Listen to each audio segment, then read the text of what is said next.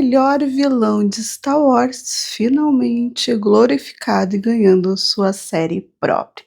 Tô falando de Maul, que chega aí com a sua série de 10 episódios no Disney Plus, que acabou de estrear. São 2 episódios por semana e termina lá no dia 4 de maio. Se você não concorda que é o melhor, ele vai estar com certeza aí no seu top 3 de melhores vilões de Star Wars. Ele que foi morto e ressuscitado para ser morto de novo anos depois, também pelas mãos de Kenobi.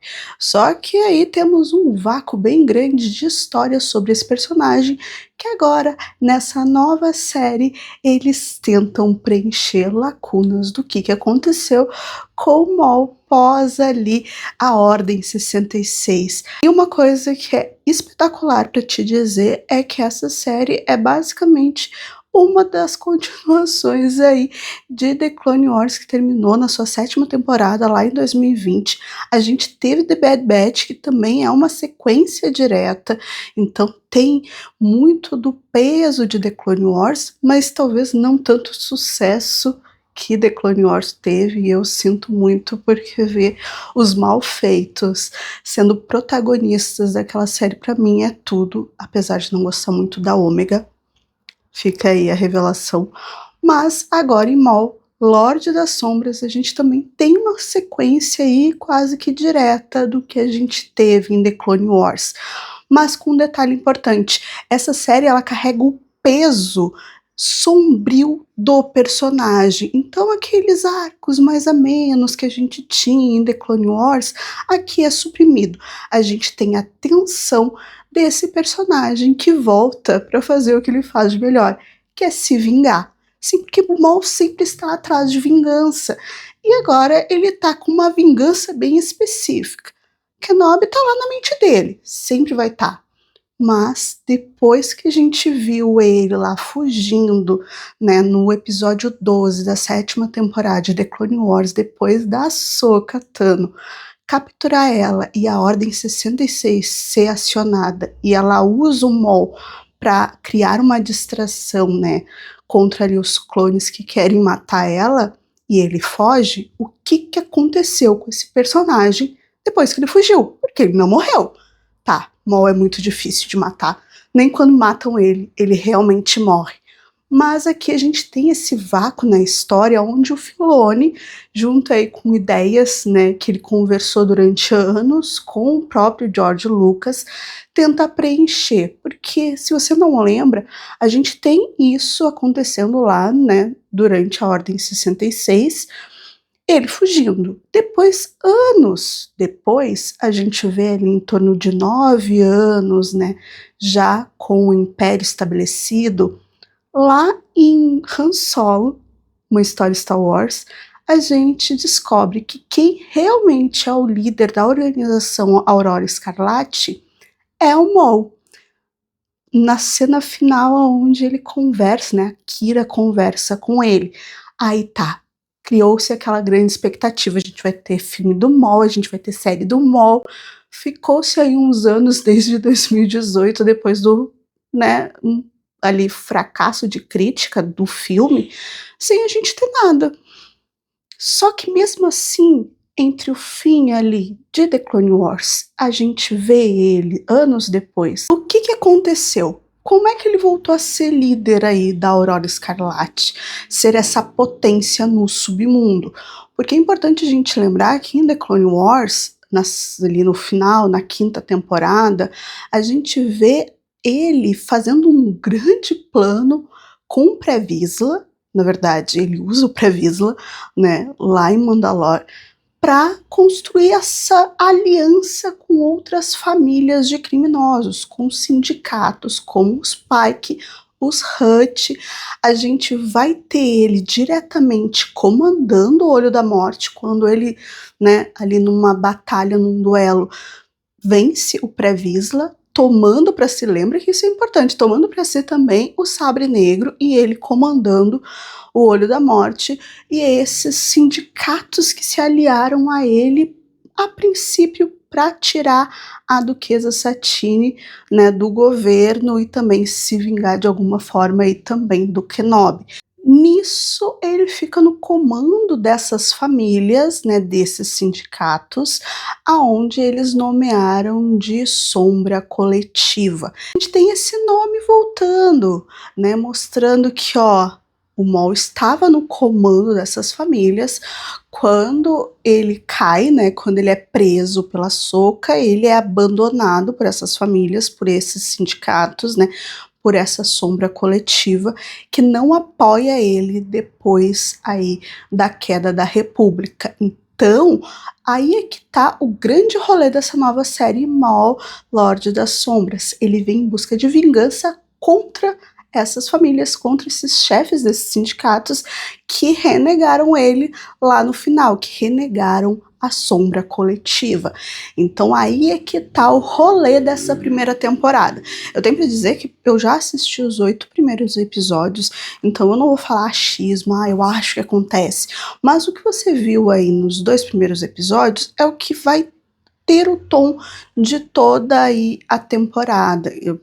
Os 2 últimos episódios, eles vão ter um peso muito maior, com certeza vai ter uma interferência de outros personagens, mas o que você viu nesses 2 primeiros episódios é o que a gente vê ao longo dos outros.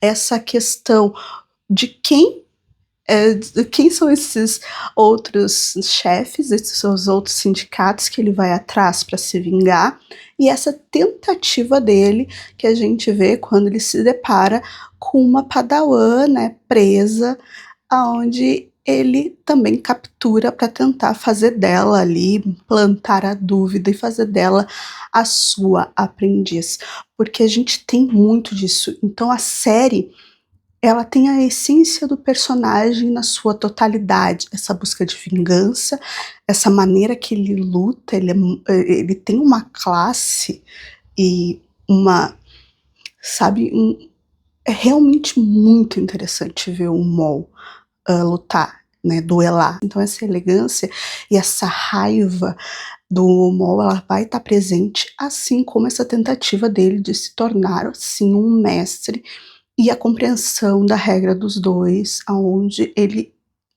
percebe que para derrotar Palpatine, para derrotar o Império e os seus inimigos, é essencial que ele se torne esse mestre, que ele tenha um aprendiz. Ele tenta isso lá em The Clone Wars com o Savage, o seu irmão, né, quando os dois começam a ir atrás do Kenobi, e ele diz que ele é o mestre ali do Savage. A gente vai ter também no final lá de The Clone Wars ele tentando persuadir a Ahsoka a ir pro lado dele para ele ensinar as coisas para ela, e a gente vai ter anos depois, aí que tá também um outro pulo, né, nesse vácuo de história que o Filoni tá tentando preencher com essa série, é que 15 anos depois da queda da República, a gente vai ter ele ali se conectando de alguma maneira com Ezra Bridge lá em Rebels, e ele também tentando isso, tentando capturar um aprendiz. Então a série vai basicamente ir por aí, ele se vingando desses criminosos que deram as costas para ele, e ele tentando persuadir essa Padawan. Tem uma coisa muito interessante que a gente tem de original nessa série, como sempre, é a inclusão de um planeta ou de um sistema.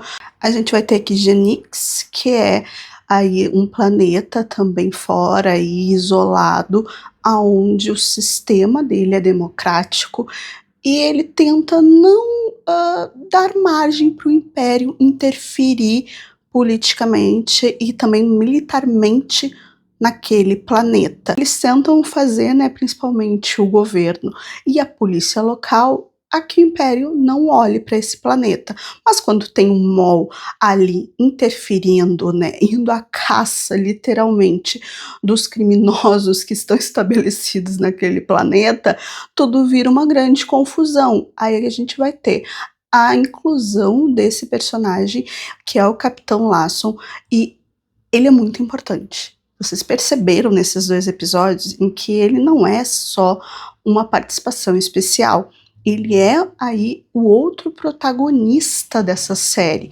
E é muito importante porque ele também traz uma questão moral na qual o Maul tenta o tempo todo em conversas ali, né, com seus aliados.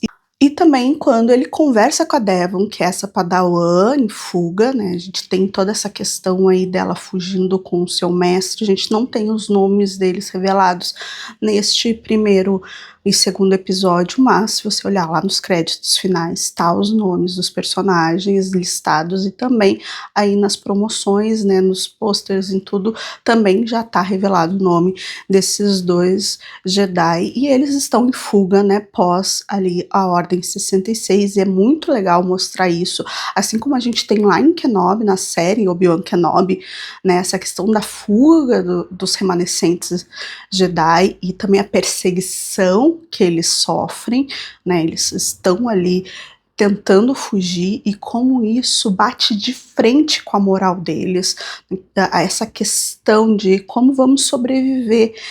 Eu gosto muito da cena inicial deles conversando e né, uma coisa tão básica que é a comida, de como que eles vão conseguir, e ela ali desesperada, vendo que seu mestre tá com fome, tá, vamos pegar, se ninguém nos ajuda, vamos roubar. E eles dizendo, não é assim que a gente vai agir. E nisso ela é presa, exatamente porque vai contra ali, né, as orientações do seu mestre, mas vai conforme as suas essa questão de tipo, ok, o que, que eu vou fazer nessa situação? Então, essa ambiguidade de fazer o correto, agir de qual maneira, como andar na linha entre esses dois, que Maul fala muito, a gente vai ter esse discurso também pesando na cabeça dessa jovem padawan e, claro que nem eu estava falando, do Capitão Lawson, aonde ele é um capitão da polícia local, ele tem todos os seus valores, mas ele lida muito bem com o submundo, porque neste planeta, esses né, criminosos, esses chefes desses sindicatos, eles trabalham ali, eles estão ali, a polícia sabe que eles estão ali. Então é todo um jeitinho que ele precisa lidar para não ter um império fuçando no seu planeta. Então ele também lida com essa questão né, de não ir tão pelo bem ou pelo mal, pelo correto, pelo não correto. Eu gosto como esses três personagens, eles falam exatamente sobre os mesmos temas de maneiras diferentes. Um civil, que não é um civil, né, que é um agente da lei, uma padawan que está ali em fuga e o Maul, né, que era esse aprendiz Sith e virou também esse criminoso, esse Lorde das Sombras.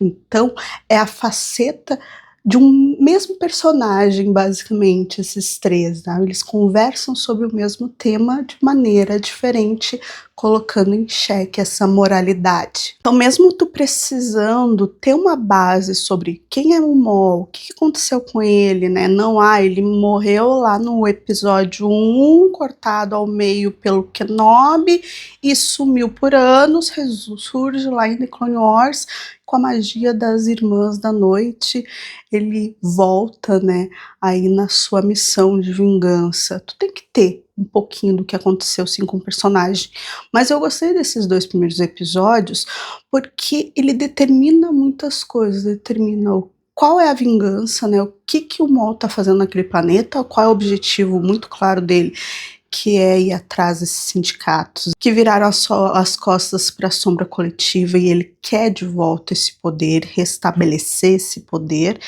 e também né, a questão da vingança, que não é apenas pelo Kenobi, não é só essa vingança em relação a esses sindicatos, mas também a vingança em relação ao Império, porque a gente tem todo um drama dele se sentir, e ele foi renegado pelo seu mestre, pelo Darth Sidious, e o Darth Sidious lá em The Clone Wars matou sua única família que sobrava, que era o seu irmão, né, ele matou o Savage, então tudo isso constrói esse personagem de uma maneira muito complexa.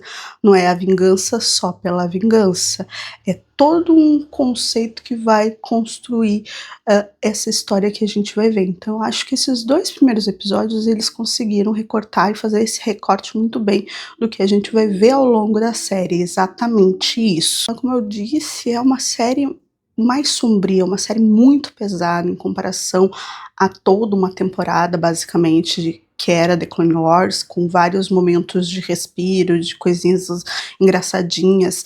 Aqui a gente vai ter basicamente um personagem que é esse alívio mais cômico, que é o Vário, que é esse também líder de uma família criminosa, né, que tá ali ajudando de alguma maneira para não ser morto pelo Maul, então nessa vingança de caçar os Pike, né, de ir contra um outro também que surge ali, que é o Dimes, né, toda essa relação do submundo é muito boa para a gente compreender como que não apenas durante as guerras clônicas, né, assim como Kenobi fala lá em The Clone Wars, que as guerras clônicas e os próprios Jedi, o próprio Conselho Jedi deixa de lado essas gangues e esses sindicatos e eles prosperaram durante as guerras clônicas, esses sindicatos, esse submundo também prosperou ali durante o Império e vai mostrar esse peso e essa mão também do Maul diante disso. E para você que ficou mais curioso, né, que vai se debater mais uma semana para ver continuar essa história, o terceiro episódio, gente, é magnífico o que acontece nesse terceiro episódio, então por favor assista, continue assistindo, porque acho que o terceiro episódio é um dos meus preferidos que eu assisti. Fica aí. Ficou curioso, né, com o Capitão Lasson sobre o passado dele, quem ele era. Tem uma série de 5, né, quadrinhos que vai ser lançado. Foi lançado em março, o primeiro, que é este. Tem para vocês conseguirem aí na internet para ler de boas, tá? Claro que tem toda a questão dele estar atrás desses chefes que deram as costas para ele, que estão nesse planeta, mas também mostrar como ele chegou lá e quem é o Lasson, né? Quem é esse capitão, e ali mostra que uma revelação, ele era um caçador de recompensa. Então, Wagner Moura, que dá voz em inglês aí, né, que faz esse personagem, assista pelo menos aí, se você tá assistindo dublado, assiste um trecho para vocês verem o quanto esse personagem tá rico com a voz do Wagner Moura, não é porque ele é brasileiro, mas eu vejo aí um futuro para esse personagem, se, né, sei lá, daqui a pouco me matam ele, espero que não, né, porque seria maravilhoso ver ele em live action.